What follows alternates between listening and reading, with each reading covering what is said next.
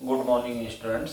अब हम लोग आज देखने चल रहे हैं परासरण दाब से संबंधित आंकिक प्रश्न, क्योंकि पिछले लेक्चर में हम लोग परासरण दाब क्या है, परासरण दाब से जो Boyle's van't Hoff law, Charles van't Hoff law, van't Hoff equation, ये सब चीज़ें पढ़ चुके हैं और फॉर्मूला भी डिराइव कर चुके हैं। अब हम लोग परासरण दाब यानी ऑस्मोटिक प्रेशर से रिलेटेड न्यूमेरिकल देखने चल रहे हैं। तो पहला इसमें देखा जाए, पहला है प्रश्न 27 डिग्री सेल्सियस पर 5% यूरिया का फॉर्मूला होता है NH2CO विलियन का परासरण दाब ज्ञात कीजिए। अब हम लोग परासरण दाब के लिए फॉर्मूला जानते हैं, PV = W/MST या PV = W/MRT। अब ये तो फॉर्मूला हम लोग क्लियर कर चुके हैं पहले ही। अब यहाँ P जो है विलियन का परासरण दाब है यानी ऑस्मोटिक प्रेशर है, ये वायुमंडल इकाई में होना चाहिए। V विलियन का आयतन है, ये लीटर इकाई में होना चाहिए। W विलेय का भार है, ग्राम इकाई में होना चाहिए। S विलियन स्थिरांक है और T विलियन का परम ताप है।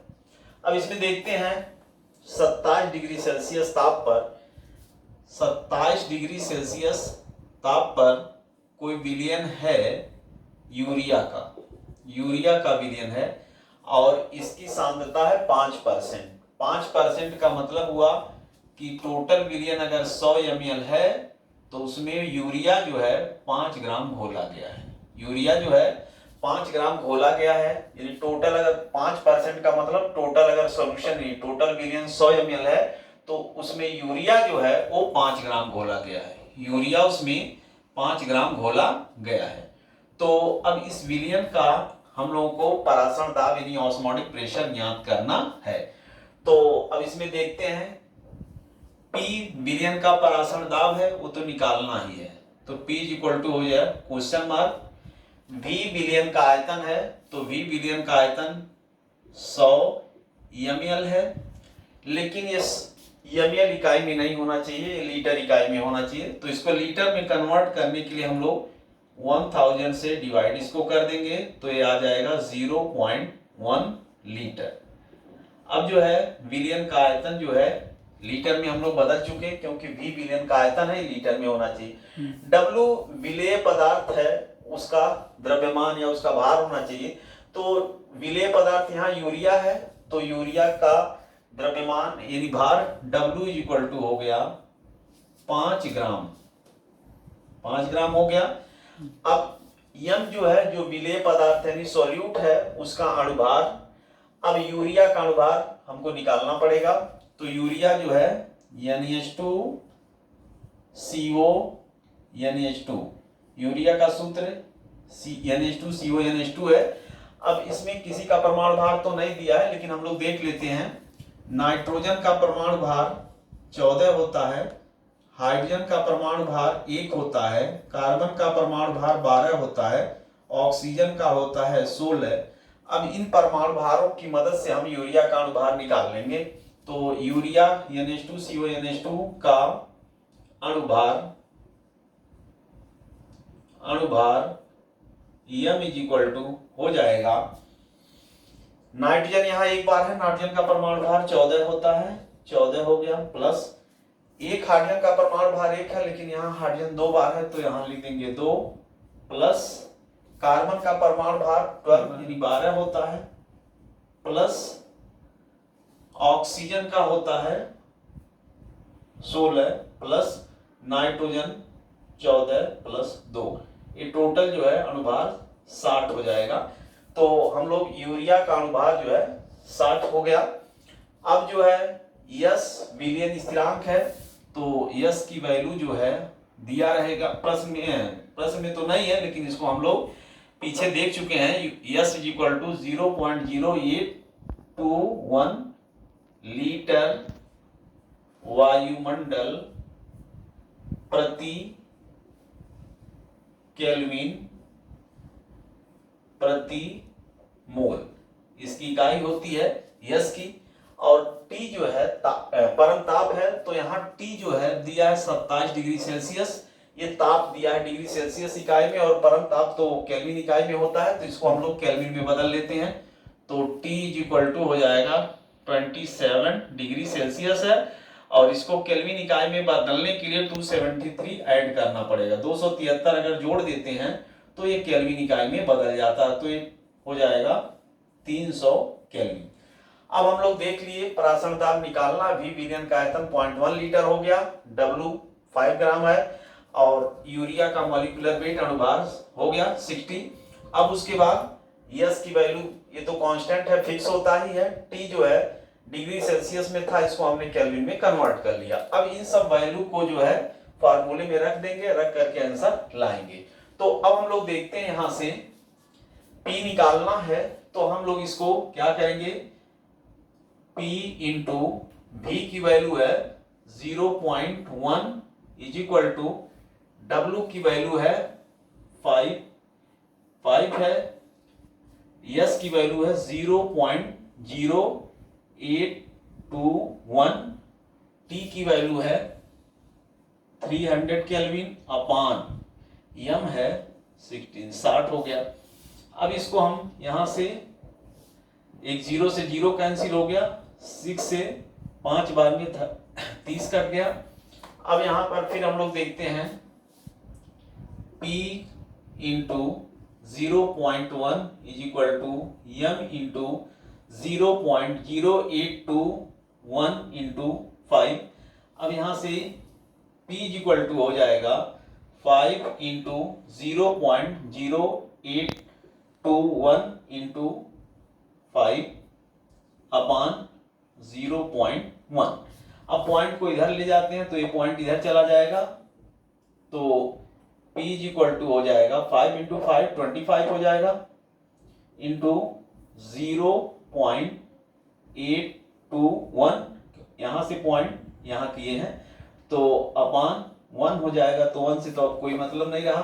तो अब हम लोग इसको इसमें मल्टीप्लाई करेंगे, और मल्टीप्लाई जब करेंगे तो आएगा 20.53 वायुमंडल, यानी जो ये यूरिया विलयन का 27 डिग्री सेल्सियस पर 5% यूरिया विलयन का जो परासरण दाब है वो हो गया 20.53 एटीएम या वायुमंडल। हाँ, तो अब हम लोग दूसरा प्रश्न देखते हैं, ऑस्मोटिक प्रेशर से रिलेटेड, यानी परासरण दाब से संबंधित। दूसरा प्रश्न है 27 डिग्री सेल्सियस पर यूरिया NH2CO NH2 के m/10 विलयन का परासरण दाब ज्ञात कीजिए। इसी प्रश्न को दूसरी तरह से भी पूछा जाता है कि 27 डिग्री सेल्सियस पर डेसीमोलर यूरिया विलयन का परासरण दाब ज्ञात कीजिए। चाहे इस तरह से इसको करे या इस तरह से करके पूछे, दोनों एक ही चीज होता है, कोई दिक्कत नहीं है, ये कई तरह से सॉल्व किया जाएगा। चाहे पूछे 27 डिग्री सेल्सियस पर यूरिया के m/10 विलयन का परासरण दाब ज्ञात कीजिए, या इस तरह से पूछे 27 डिग्री सेल्सियस पर डेसीमोलर यूरिया विलयन के परासरण दाब को ज्ञात कीजिए, दोनों एक ही चीज होती है, दोनों में कोई अंतर नहीं है। तो अब हम लोग देखते हैं कि 27 डिग्री सेल्सियस पर यूरिया का विलयन है, 27 डिग्री सेल्सियस पर यूरिया का विलयन है, और इसकी सांद्रता है, मोलर सांद्रता दिया हुआ है, मोलर सांद्रता दिया है m/10 m/10। अब ये मोलर सांद्रता है, तो अब हम लोग इसको जो है फार्मूला जो हम लोग देखे हैं, PV is equal to NRT या NST, PV is equal to NRT या PV is equal to NST। अब यहां से P की वैल्यू अगर हम इधर ले जाते हैं तो N/V ST हो जाएगा। अब इसको हम लोग देखते हैं कि N/V यानी N/V ये कंसंट्रेशन है, मोलर सांद्रता है। ये विलयन की क्या है, मोलर सांद्रता, यानी मोल प्रति लीटर में सांद्रता, यानी मोलर सांद्रता है। तो मोलर सांद्रता को P इक्वल टू हम लिख सकते हैं CST। अब जो है इस फार्मूले से इसको सॉल्व किया जाएगा, तो यहां पर P है विलयन का परासरण दाब, ऑस्मोटिक प्रेशर, C विलयन की सांद्रता है, मोलर सांद्रता, S विलयन स्थिरांक, और T विलयन का परंताप है। अब यहां से परासरण दाब P कैलकुलेट ही करना है, C विलयन की जो ये मोलर सांद्रता है, ये मोलर सांद्रता है, तो विलयन की सांद्रता हो जाएगी 1/10 और ये मोल प्रति लीटर में, ये मोलर सांद्रता हो गई। अब यस की वैल्यू हो जाएगी, ये तो फिक्स है, 0.0821 लीटर वायुमंडल प्रति केल्विन प्रति मोल, ये इकाई हो गई। अब विलयन का परासरण दाब निकालना है 27 डिग्री सेल्सियस पर, तो T हो जाएगा 27 डिग्री सेल्सियस है। अब T जो होता है उसको डिग्री सेल्सियस यूनिट में तो होना नहीं चाहिए, इसको हमको कन्वर्ट करना पड़ेगा केल्विन में, तो 273 जो ऐड कर देंगे तो हो जाएगा ये 300 केल्विन। अब ये जो है हम लोग इस वैल्यू को इस फार्मूले में अगर हम लोग पुट कर दें तो आंसर आ जाएगा।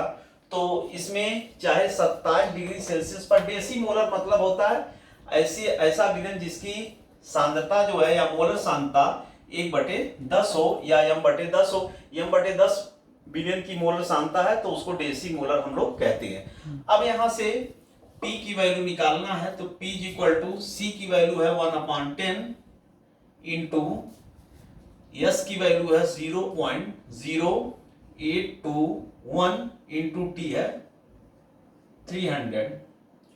अब हम लोग यहां से P की वैल्यू कैलकुलेट करते हैं, तो पॉइंट जो है इधर 2 स्थान आगे बढ़ाएंगे तो यहां तो 2 जीरो हट जाएगा, तो हो जाएगा 0.821 इंटू 3/10, ये हो गया।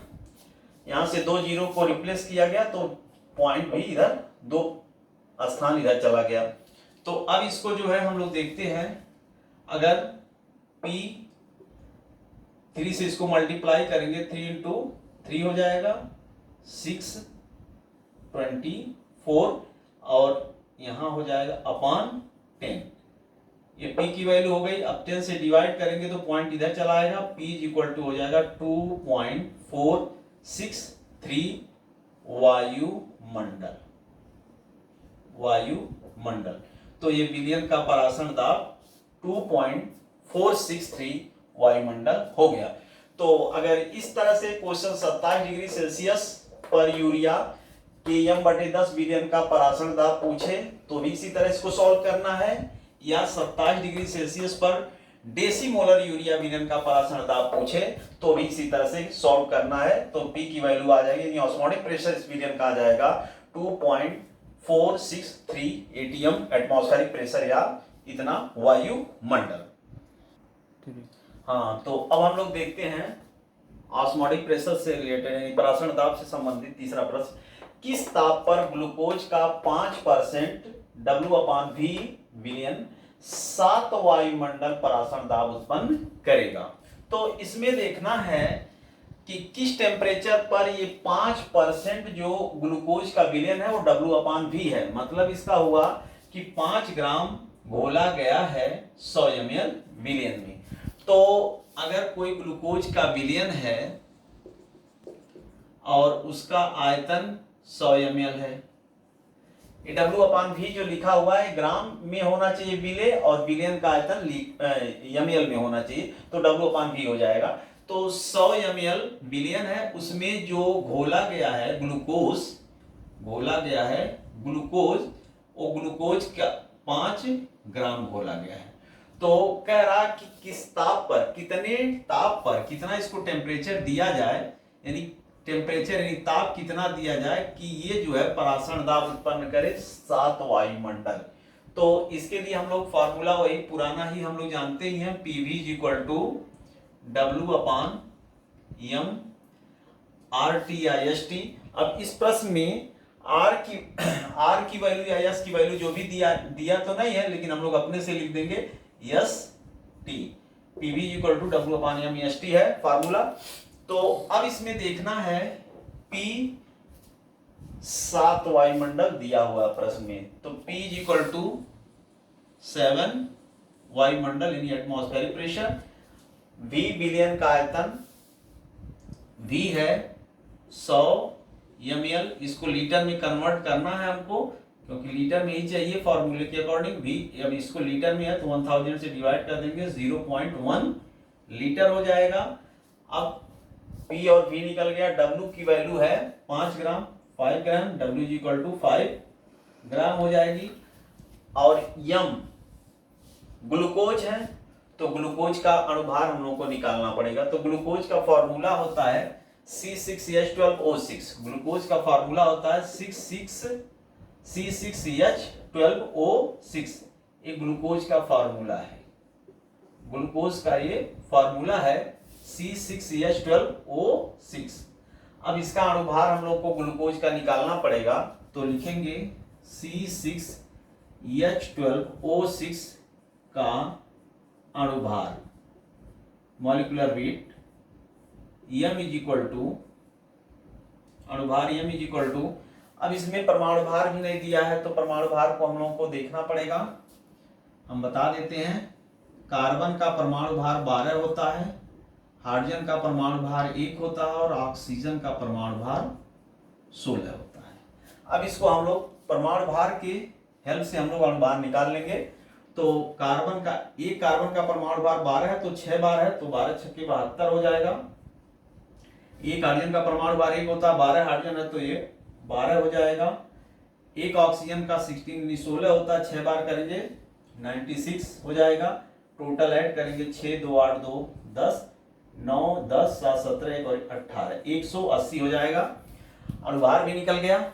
अब इसके बाद ग्लूकोज का अणुभार निकल गया। यस तो कांस्टेंट है, यस की वैल्यू, तो यस इज इक्वल टू हो गया 0.0821 इकाई है लीटर वायुमंडल प्रति केल्विन प्रति मोल। लीटर वायुमंडल प्रति केल्विन प्रति मोल ये हो जाएगा। और T जो है टेम्परेचर हम लोगों को निकालना ही है। अब T is equal to question mark. अब इसमें हम लोग वैल्यू को रखते हैं, तो P की वैल्यू है 7 इंटू V की वैल्यू है 0.1, W की वैल्यू है 5, S की वैल्यू है 0.0821, T की वैल्यू तो निकालनी ही है अपॉन 180 180। अब इसमें देखते हैं 5 into 0.0821 into T is equal to हो जाएगा 7 into 0.01 into 180।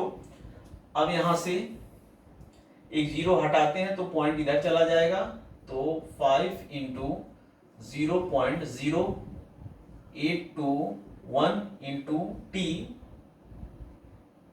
Is equal to हो जाएगा 7 इंटू 118। पॉइंट इधर चला गया एक जीरो हटाने से, तो ये 1 की वैल्यू मल्टीप्लाई करेंगे तो इतना आ जाएगा। अब यहां से T इज इक्वल टू हो जाएगा 7 इंटू 18 बटे 5 गुणे 0.0821। अब यहां से जब इसको मल्टीप्लाई करके इसे डिवाइड करेंगे तो ये वैल्यू आती है 306.94, लेकिन ये केल्विन इकाई में आएगी। ये किस इकाई में आएगी? केल्विन इकाई में। लेकिन प्रश्न में दिया है किस ताप पर, यानी टेम्परेचर वो जो है केल्विन इकाई में नहीं बल्कि ताप में पूछा है, परम ताप में नहीं पूछा है। तो हम लोग इसको कन्वर्ट कर लेते हैं केल्विन इकाई में, तो इसको हम हटाते हैं।